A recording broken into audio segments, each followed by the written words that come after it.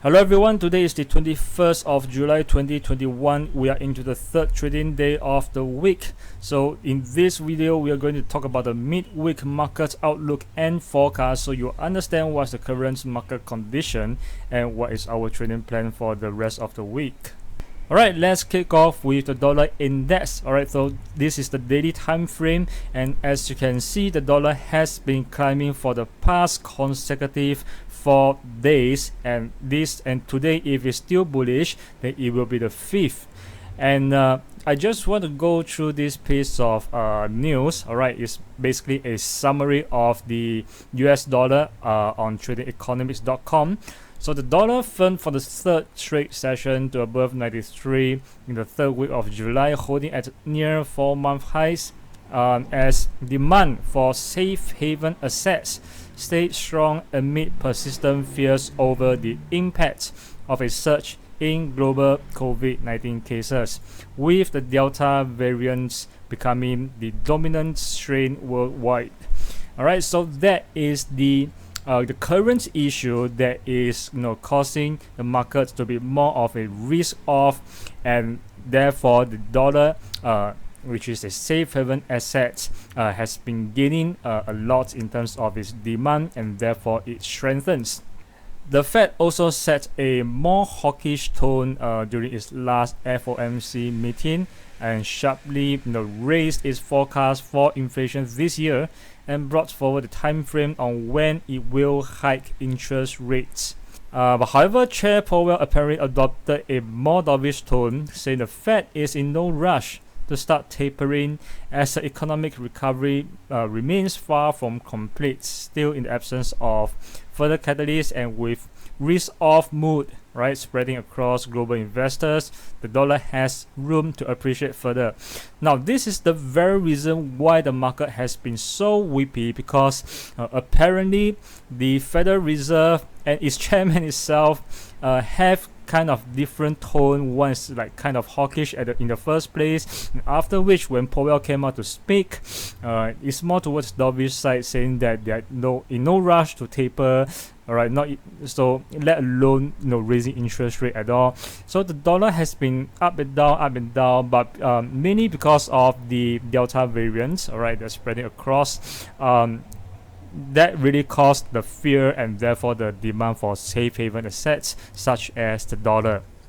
Alright, so coming back to the dollar index, coming back to the charts, we are seeing that the price is now breaking out of this symmetrical triangle, or rather the consolidation, and therefore as the article has mentioned, there is more room for appreciation.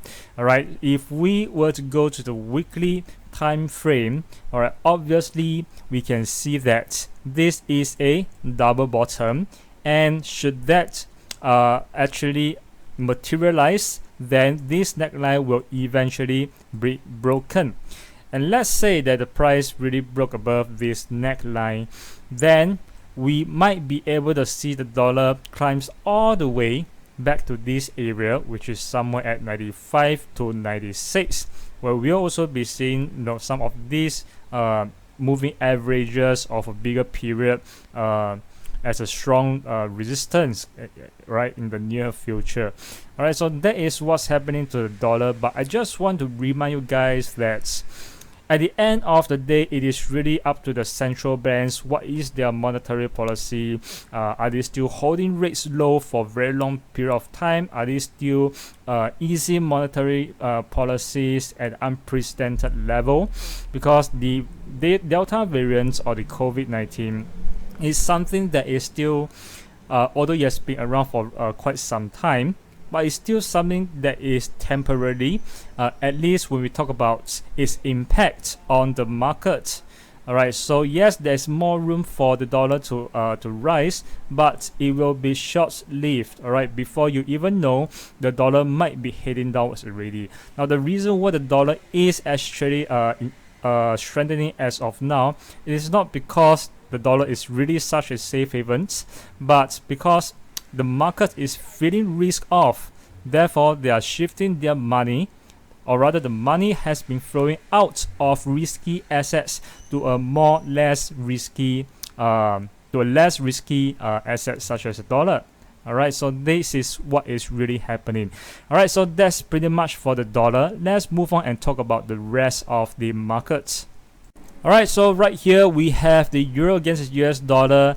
As you can see in the weekly time frame, it is now kind of breaking below this 63 moving average.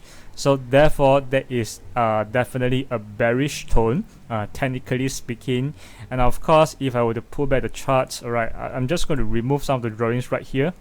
Alright, you can see that this symmetrical triangle has been broken below as well, just like the dollar index. And therefore, with all of these breakouts, is definitely considered to be more bearish technically. Alright, and the thing is that we have also been seeing that the price has been attempting to rebound multiple times, especially whenever it breaks new low.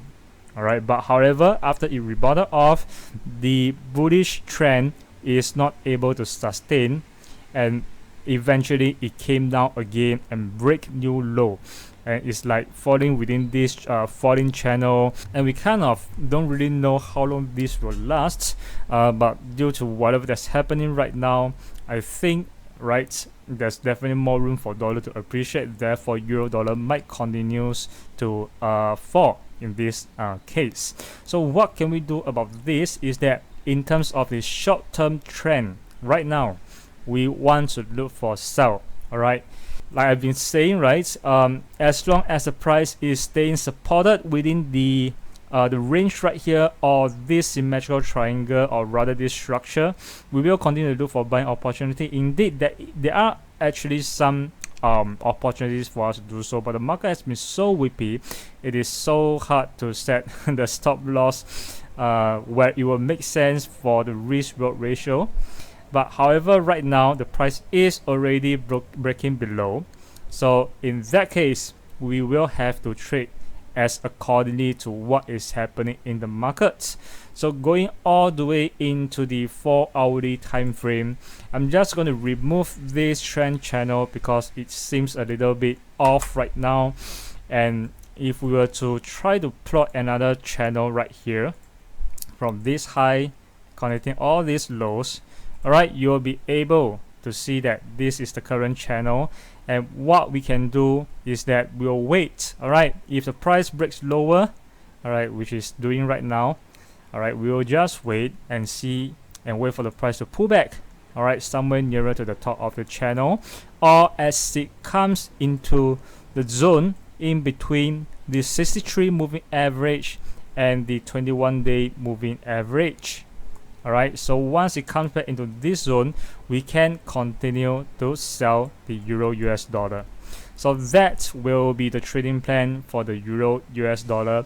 In terms of where it will actually reach, which support will it actually reach, let's take a look at the daily time frame. And right here, obviously we can see the very immediate support is right here.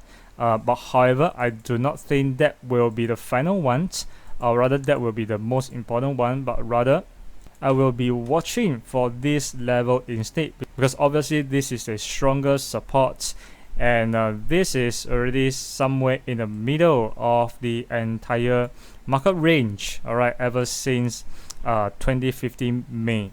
Alright, so that is the main target we'll be looking at in terms of shorting euro US dollar. Alright, next we have the gold. Alright, so as you guys should know, gold and the dollar is closely correlated. When the dollar rises, the gold will fall, and if the gold rise, then usually that's because dollar falls as well. But of course, this correlation has been somewhat on and off in a way, but as of now we can definitely see that the dollar is definitely having a pretty huge impact on the gold. Now, why hasn't gold actually fell that much is simply because of inflation, right? In an environment where inflation is rising, there's a risk of hyperinflation. Gold will always appreciate. But however, it has been so hard for the gold to rebound or to climb higher, mainly because the dollar is in huge demand, and therefore is helping to curb any appreciation the gold supposed to have, and therefore we are seeing the gold eventually coming off. All right, so what's happening right now? If we go into the 4-hourly time frame, we are already seeing a break below of this rising structure. All right, but we just want to also still take note that the lows are still higher, and recently there's a very strong support right here at this resistance support level. So for the gold, all right, if let's say the price came down again and retest this level at 1795, we should still try to go for buy. All right, because don't forget that the gold is also a safe haven asset, and therefore there will always be demand for gold. And in terms of the dollar, my long-term view is still bearish because of what the central bank is doing, because of their balance sheets, their trade deficit, everything is just not it's just not good for the dollar at all in the long term. But right now in the short term, because of the Delta variants, and it's affecting the economy from recovering or reopening, and that's why the dollar is still pretty strong as of now. All right, so for the gold, this is the plan. But however, if we were to see a research in the gold price in terms of going upwards, we will still continue to look for selling opportunity as well. In other words, we are actually seeing that the price might continue to range and consolidate within this range itself. All right, so either you wait for the price to reach here at about 1825, all right, then you can go for the sell, or you can wait for the retest of 1795 to go for a buy. All right, next we have the Nasdaq. All right, so in the daily time frame, from last week to the beginning of this week, all right, the price has came down quite a lot, but again, obviously we are seeing support again, and the price is climbing upwards. All right, simply because of, again, the risk-off sentiments, and of course the market is thinking that the central banks, the Federal Reserve, will continue to keep monetary policy easy, which means the hot money will still be around and interest rate will still be very low, all right, for a prolonged period of time. And that is what is helping to push the stock market higher and higher.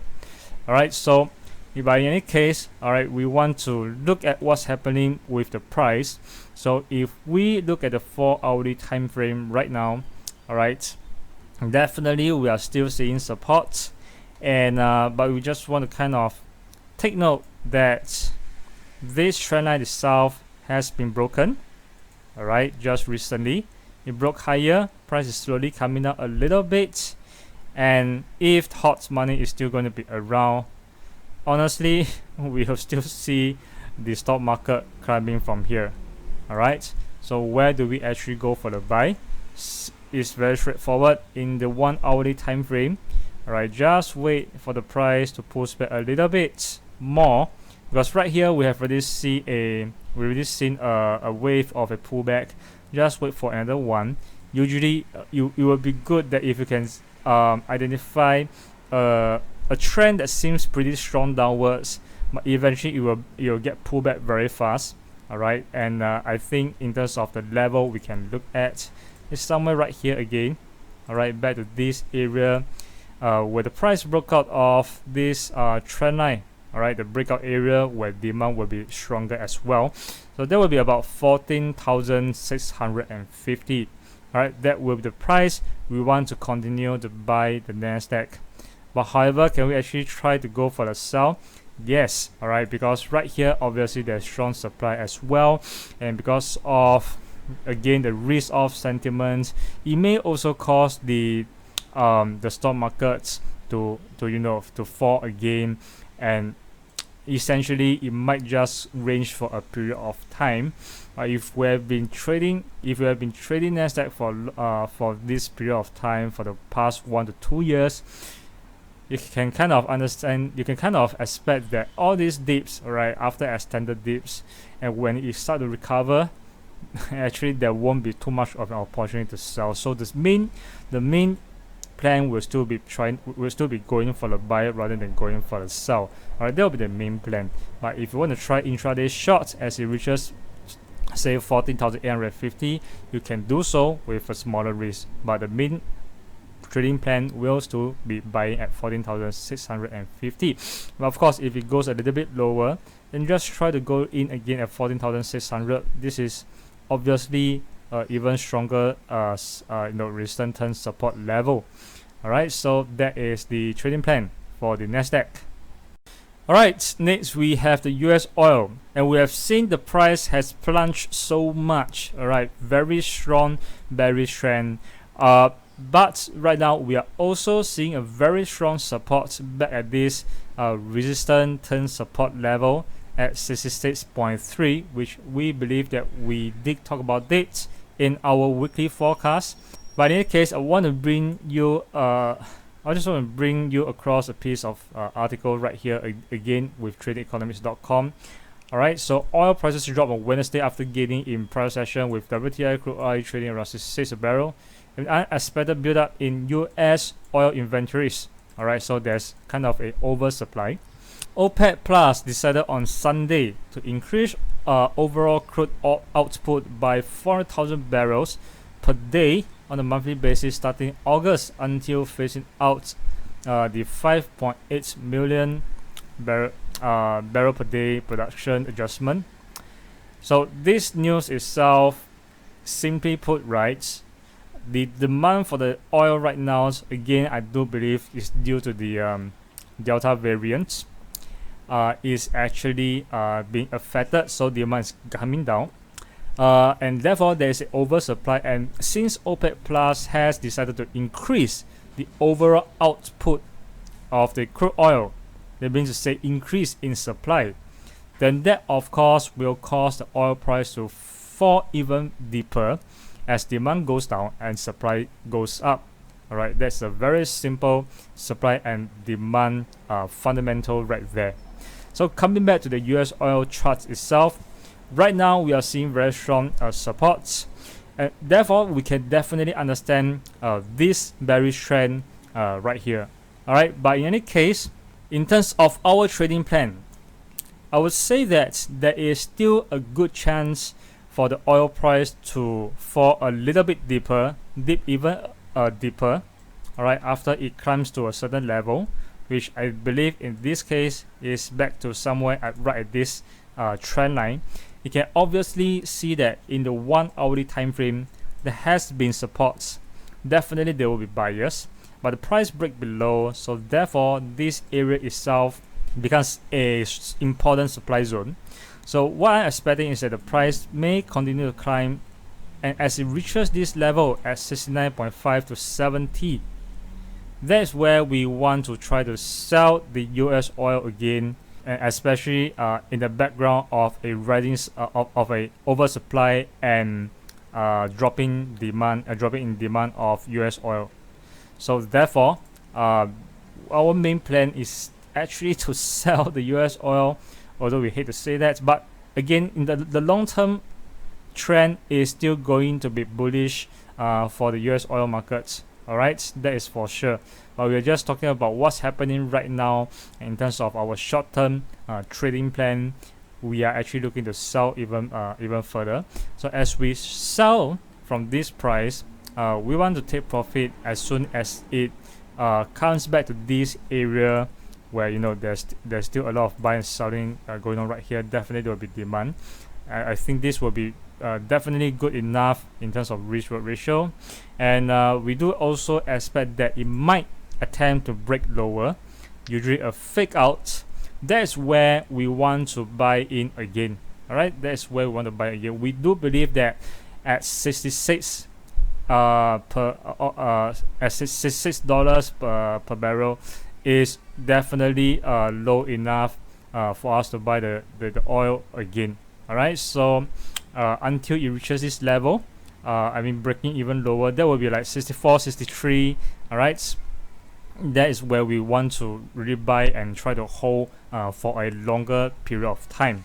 In terms of our short-term plan, we are looking to sell at 69 to 70 dollars per barrel. All right, so that is the trading plan for the US oil.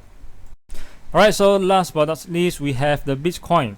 All right, so for the Bitcoin, fundamentally speaking, I really don't see anything that will be bullish for Bitcoin, anything for to help boost the demand for Bitcoin at this point of time.